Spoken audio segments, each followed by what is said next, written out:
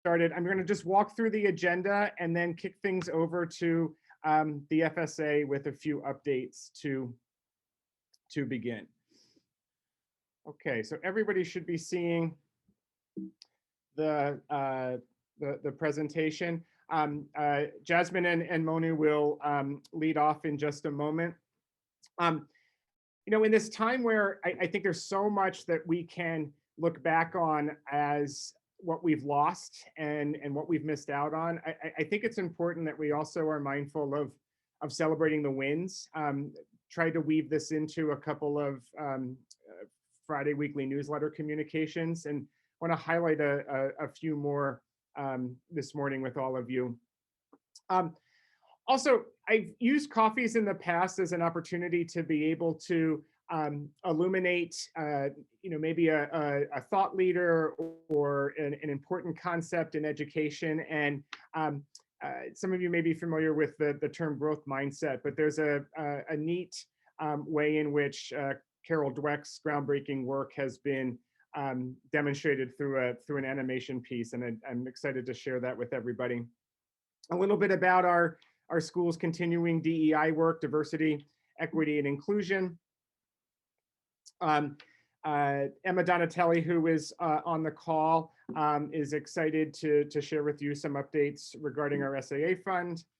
And we'll do a little looking ahead for the next month or two of school, and then open it up for any questions that you may have.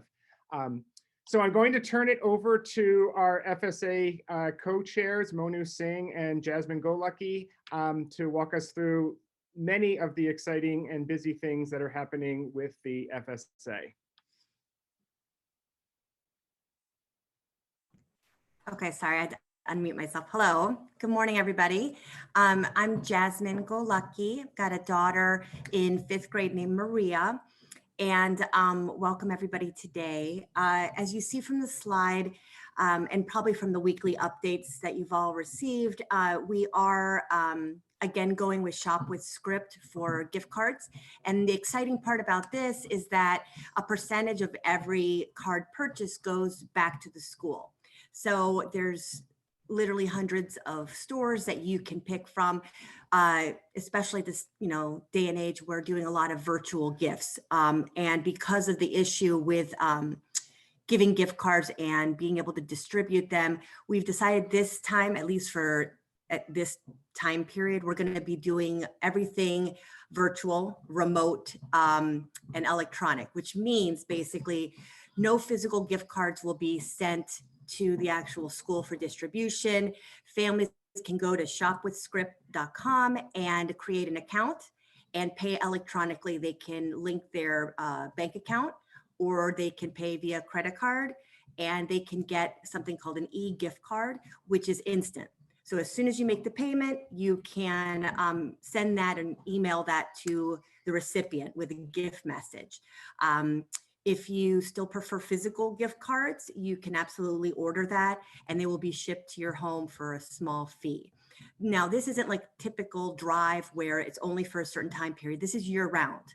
So don't feel that you have to get this all done by a certain time period. You can order on your own year round. There's also an app by Shop with Script called Raise Right, and it's available through Android and as well as for iPhones. And the interesting part about that app is that you can recharge gift cards. So if you have a particular gift card for, let's say, Shell gas, you can put more and more funds into it as you see fit. So that's the nice thing about the app. So you can do all your shopping from there. So as long as you order online with your family account and use our school code, that's going to be on the website as well as in the weekly update, a percentage of every gift card purchase will go to our school.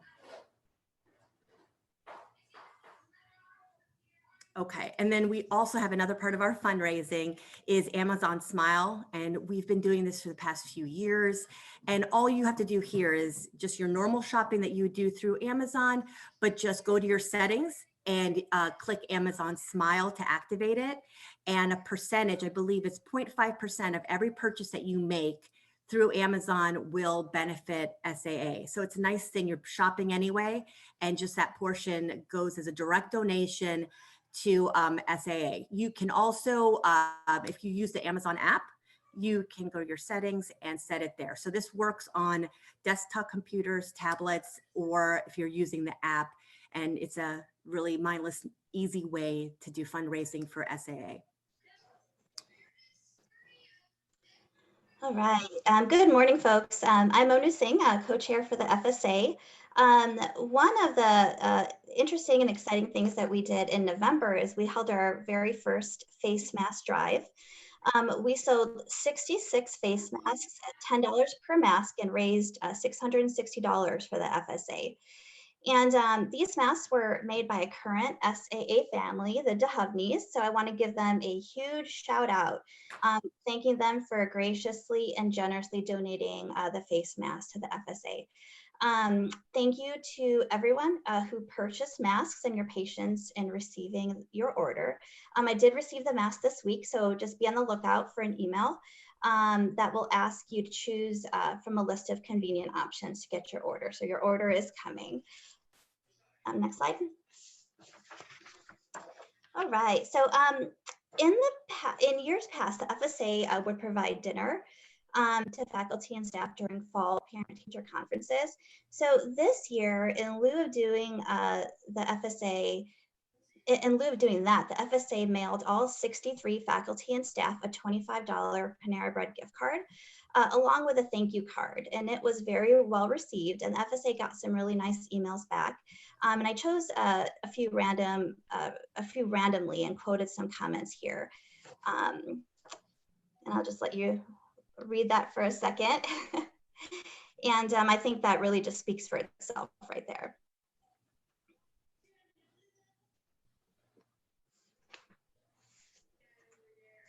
All right, so I'm sure many of you know about the FSA's holiday gift collection.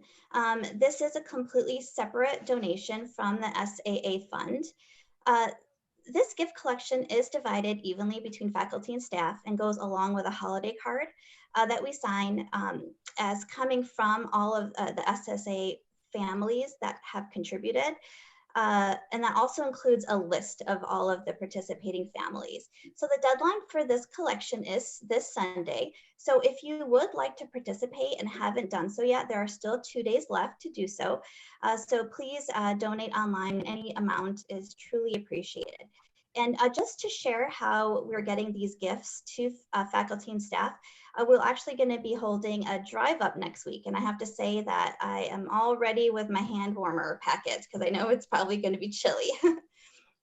And Monu, just before we move on from this, just there's several new parents on the call. So because SAA, your child has so many teachers, this has been a wonderful way where the monetary gift that is collected, and then that just gets evenly distributed among everybody. And particularly in this space where we're unable to do any in-person delivery, I think this year it takes on even a more special meaning. And so it's been remarkable to see the generosity already of our community with this. And I know that our teachers will be extremely grateful to receive these cards right before the winter break. Absolutely. Thank you, Tim. Jasmine, did you want to finish up? So we just wanted to thank everyone and wish everyone a happy holiday, even though we don't see you guys anymore, but I'm glad we have these Zoom meetings to be able to see some faces. But we're always here for you, and you can always email us or call us directly. The email address is fsa@scienceandartsacademy.org. If you need anything or have any questions about the masks or the gift collection, please don't hesitate to reach out to us. We're here ready, waiting to answer any questions that you may have. So thank you. Terrific. And I just want to extend my gratitude to Jasmine and Monu. These things can seem pretty straightforward, but there's always a lot of moving parts on the back end, and they're doing a wonderful job making all of that happen, and just creating that spirit of appreciation that is so important, especially this year. So big thank you to Jasmine and Monu. Okay, we're gonna transition here. I talked a little bit about celebrating the wins. Just a few pictures and images that I think illustrate that SAA is still very much alive and well. Whether it was taking advantage of the nice weather this fall or having some fun with Halloween, that's Bob Ross in the middle there. That's pretty impressive to pull that off. To the ways in which we're having author visits and utilizing guest speakers in some novel ways. And I've been so inspired by the resiliency and the adaptability of our students. Yes, desks 6 feet away is not ideal. Yes, wearing a mask during the school day is not ideal, but our students have been making the most of it. And I hope some of this was illustrated with this time now where we're not all in person, but then utilizing some of the neat and novel things with our virtual learning kits. This was the gym with 250 bags in it. And just from my own household, yesterday, my first grader had to make a little elf trap with toilet paper roll and some string and some straws. And those are the types of tactile hands-on things that I think are also really important. And I've seen that in a variety of grade levels. So many thanks to all of the families who made sure to swing by school and pick those up. We had a few that we needed to mail, but almost everybody we were able to see you in person, and hopefully those are being utilized as we are in our virtual space right now. Also, what's important, it's such a huge component of the school, our extracurricular program, and absent of being able to congregate in person, and then there's other logistics because of cross cohorting and grade levels and such. We have an SO tournament that's been going on, NJHS, which is our National Junior Honor Society.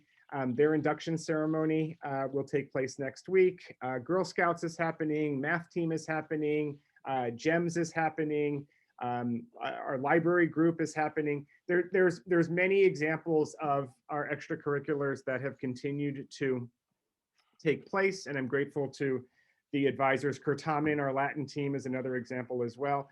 Grateful for those advisors for making that happen, and I hope that many of your children on the call are taking advantage of those types of activities. One that if you haven't had a chance to see, it's linked here, but it's also gone out a couple of times. Steve Bear, our middle school drama teacher, and the cast and crew did an amazingly inventive job of putting together a fall show. Everybody had their own green screen and tripod, and then through some masterful editing, we're able to put together a complete hour-and-a-half production. It's more of a humorous take on the Canterbury Tales and gives us a reason to smile during this time. So if you haven't had a chance to, I would highly recommend checking it out. And then in this spirit of time where there's a lot of need, and even in our own neighborhood, this is the drive that was very, very successful to support the Des Plaines self-help pantry and closet. And we have a relationship with them, and the drive was very successful and allowed us to be able to make a difference to our Des Plaines neighbors for whom they might need a little extra help to put some food on the table. I share this quote because I think in that spirit of celebrating the wins, sometimes we're just not able to see the impact that an SAA education may be having on a particular family, particularly a family who's new. And I think what makes this slide especially impactful is this is a middle school family who was brand new to the school this year, didn't have a chance to tour, didn't have a chance to see the school in action, and yet, given all of the less than ideal circumstances, this student is still having a very positive and profound experience. And I think that really sums up some of the celebration of the wins that are important that we communicate out. Okay, I'd like to show this. I'd like to show this video. It's about a little less than 10 minutes long. And two reasons. One, particularly in the gifted world, there can be this sense that this intelligence, or say an IQ score, is just this fixed number. And what research has demonstrated is, in many respects, the way in which we approach how our ability to learn is malleable, is flexible, can grow, can have a significant impact on long-term achievement in both school and also professionally. Carol Dweck wrote a groundbreaking book called Mindset. She was at Columbia, she's now at Stanford, and I hope this gives a little bit of insight into the importance of this concept and how this could be applied to you as a parent and your professional work, and then also how best to support your child.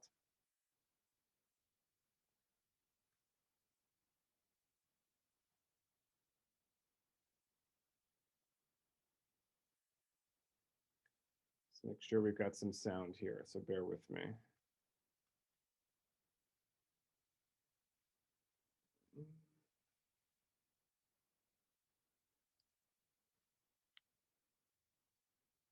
In my work, we find that some students have a fixed mindset about their intellectual abilities and talents. They think intelligence is just a fixed trait. You have a certain amount, and that's that. This is the mindset that makes kids afraid to try because they're afraid to look dumb.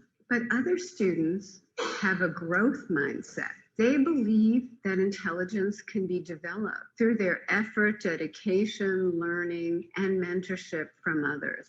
They don't think everyone's the same or that anyone can be Einstein, but they understand that even Einstein wasn't the guy he became before he put in years and years of dedicated labor.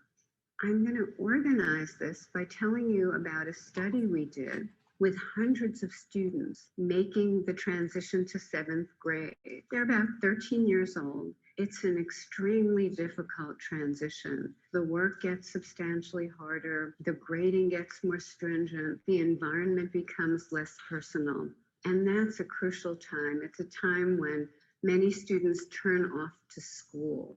So as they entered, we measured their mindsets. That is, we saw whether they believed intelligence was fixed or could be developed. We monitored their grades in math over the next 2 years. We also measured a lot about their attitudes toward learning. They had entered 7th grade with just about identical achievement test scores, but by the end of the first term, their grades jumped apart and continued to diverge over the next 2 years. The only thing that differed were their mindsets. Now, let's see why and how this happened. The first thing we found was that they had completely different goals in school. The number one goal for kids in a fixed mindset is look smart at all times and at all costs. So their whole lives are oriented toward avoiding tasks that might show a deficiency. But in a growth mindset, where they believe intelligence can be developed, their cardinal rule is learn at all times and at all costs. That brings us to the second mindset rule.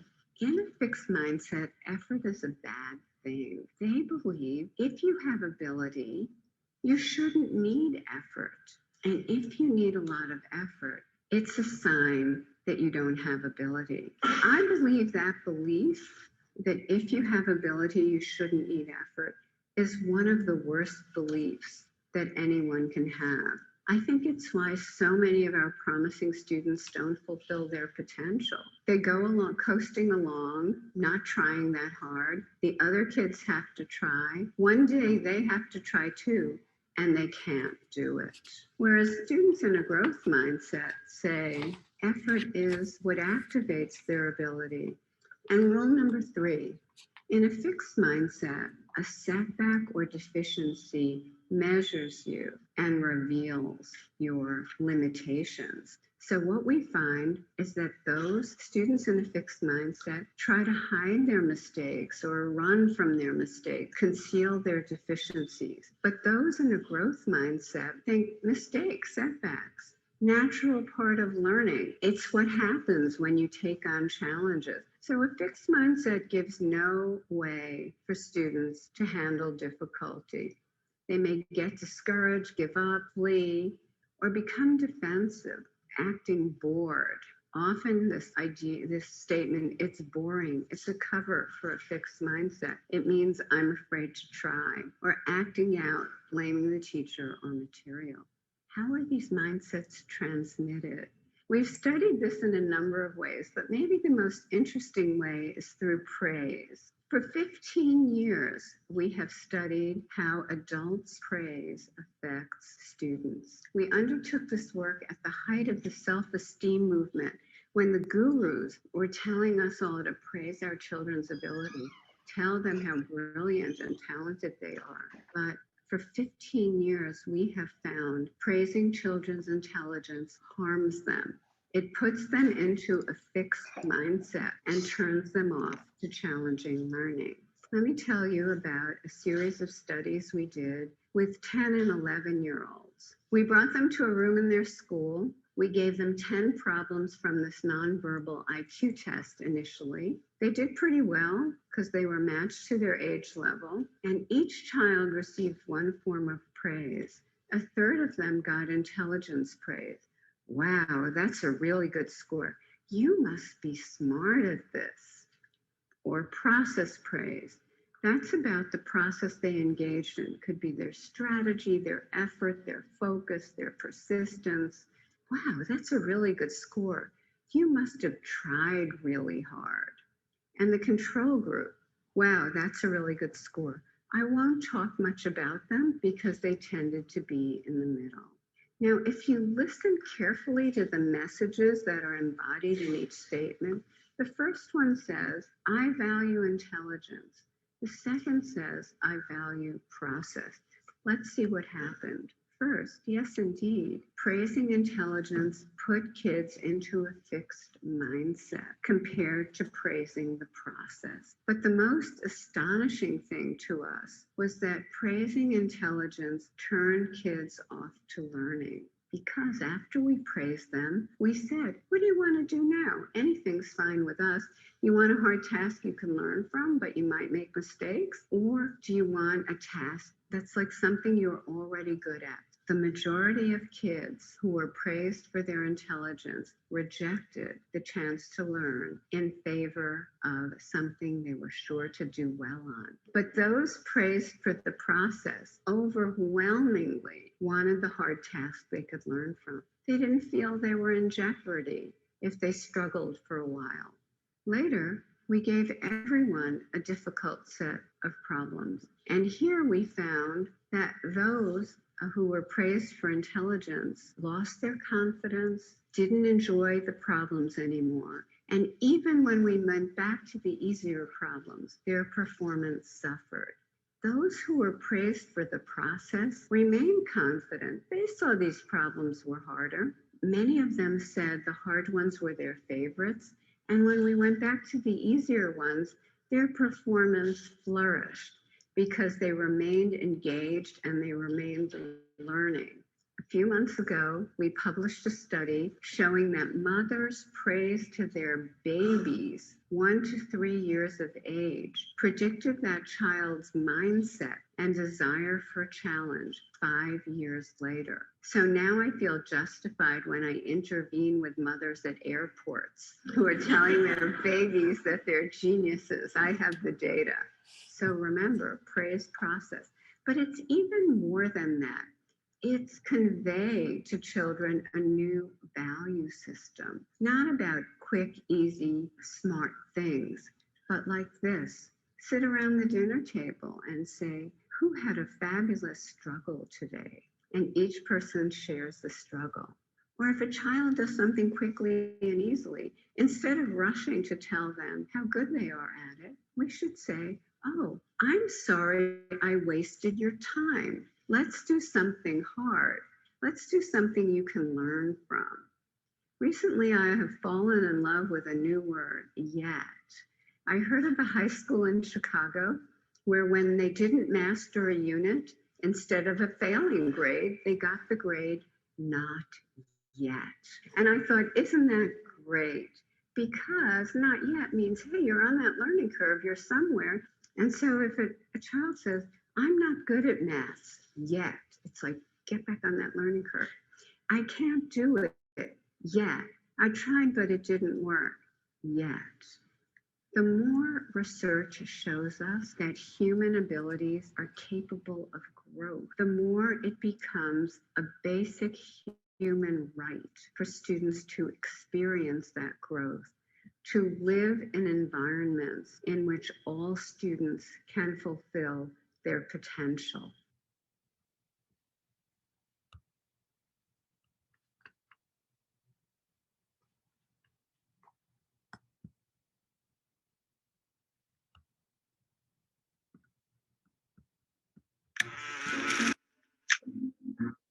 Wheat thins, Oops. salty. Okay, so if you haven't seen any of those RSA animations, they're really, really well done and can be engaging just to watch as well as to take in what Carol Dweck had to say. So let me put the remaining couple of slides on, and then we'll open it up to any questions or comments regarding that video or anything else that you have in mind. So just bear with me for just a moment, and I will put this back on. Okay, and this will be hyperlinked in the presentation as well. People may have been seeing in the some newsletters this fall about some of the work that we've been doing, partnering with an organization called Single Story, implementing some seed groups that are really doing some deeper dives in the diversity, equity, and inclusion work. And you may be familiar with that term. It's known by its initials of DEI. But I think this visual sums up a little bit about what we're talking about when we say diversity, when we say equity, when we say inclusion. And then how does this work help inform where we're going as a school? And one of the big buzzwords out there in this DEI space is this notion of cultural competency. And I really like this quote because I don't think it should be about, I need to be all-knowing of all cultures. As the quote reads, to be culturally effective doesn't mean you're an authority in the values and beliefs of every culture. What it means is that you hold a deep respect for cultural differences and are eager to learn and willing to accept that there are many ways of viewing the world. In my view, if we could all get a little closer to this quote, I think we'd be living in a much more of a harmonious space than we may find ourselves in as a nation and as a world. So I like that framework, and we've been using that to move forward with our DEI efforts. So it's a journey. Any school that feels as though they've got this figured out that's really a misguided statement. We're in a space in this partnership with Single Story that we recognize that this is a multi-year journey, and it's not as simple as somebody coming in and doing a workshop and then moving on to their next school. So we're in year 2 of this formalizing work, and in that space of how do we build that cultural competency? How do we partner with experts to help us advance this work? There's currently a faculty staff seed group going on, and there is also a small parent group. I'm putting in a little plug if this is something that you may be interested in. It meets monthly, roughly the first Monday of every month. They're about 2.5 hours long, and it is a great opportunity to be able to do a deeper dive into this space. SEED, by the way, stands for Seeking Educational Equity and Diversity. Last couple of slides here, we're going to pivot to a little bit about our SAA fund, and I'm going to turn it over to our Associate Director of Advancement, Emma Donatelli. Hello, everyone. Good morning. As Tim said, I am Emma Donatelli. I'm the Associate Director of Advancement, and I just wanted to— Emma, I don't know if we can hear you. Oh, no. Can you hear me now or no? There we go. Okay, perfect. I just wanted to take a moment to thank everybody for their gifts to the SAA fund. We could not do it without you. And I also wanted to let everyone know who has not had the opportunity to make a gift yet this year, that if you make your gift prior to December 31st, and it can be online or postmarked before December 31st, it does count for the 2020 tax year. So feel free to let me know if you have any questions about that. But all gifts to the SAA fund are tax deductible. And I wanted to share just a quick little bit for why it's important to support the SAA fund. Every gift that you make to the SAA fund goes to make up this gap that every independent school has. And it's the gap between the cost of tuition and what actually costs to educate a child at SAA. And this year, our gap is $4,000 per student. So every gift that we get goes towards making up that gap. So we ask that any gift that you can make is greatly appreciated. Any amount is meaningful. And we also have something new and exciting this year, that if you don't feel like you can make a gift of any amount that you would like to do right now, but you can maybe do smaller gifts, we actually have a monthly giving program. So if you maybe feel comfortable doing $20 a month or whatever fits in your budget to then make up a larger gift, that's great. Anything that works for you, please let us know and we can make that happen. And then something else that we're really working on this year is matching gifts. So there are a lot of employers that do matching gifts, and I have a great database. So when your gift comes through, I'm able to take a look and see if your employer has one. And we've actually been able to receive a handful of gifts this year from families that didn't even know that their companies had a matching gift. So please feel free to ask me about that before you make a gift even, so we can have an idea on that. But I am reachable at my emails in the directory, but it's edonatelli@scienceandartsacademy.org. But I'm here to answer any questions that you have. Great, terrific. Thank you, Emma, and thank you for our many generous donors who have already contributed to the SAA fund. Just a little snapshot here. Obviously, we're coming up on a break soon. As we look at this final week of school, we delighted in the 2 lower school concerts this past Tuesday. The middle school concert will take place this coming Tuesday at 7:15. There'll be some links and other details in the weekly update. Friday is our last day before winter break, and then students have a nice amount of time off. Really stress that it's important to put the break in break. We ask our faculty not to give assignments that are expected to be done over the break. Obviously, in the time that we're living in, there's not going to be as much vacationing and travel as such, but what an opportunity to be able to be with your family and those within your close bubble, playing games, watching movies, just being able to again celebrate the win of being together. But we will be back after the holiday to return to school on January 4th. In early January, we will send out an all-school communication with some updates and important information about what that return to school looks like. As was communicated last month, our goal is to return to a place-based option on Tuesday, January 19th.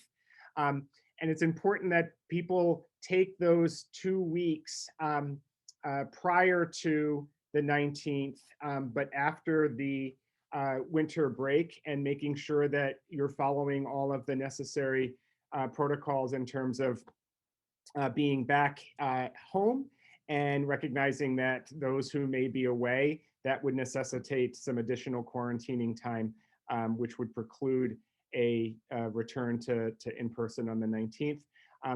We're also doing some important investigations as to what are some additional mitigation strategies that we may be able to employ, what are some possible testing options that we may be able to employ, and all of that will come together in a communication soon after our return in January.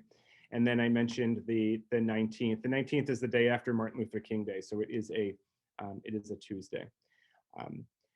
Just on behalf of our faculty and staff, I am forever grateful to be part of such a supportive and wonderful school community. And I hope this delightful card arrived at your mailbox a few days ago. This was created by one of our fifth graders, and I think does a really clever job of summing up some of the visuals from 2020, but also in that spirit of celebrating the wins. And I'm optimistic that a brighter 2021 is upon us, hopefully sooner rather than later.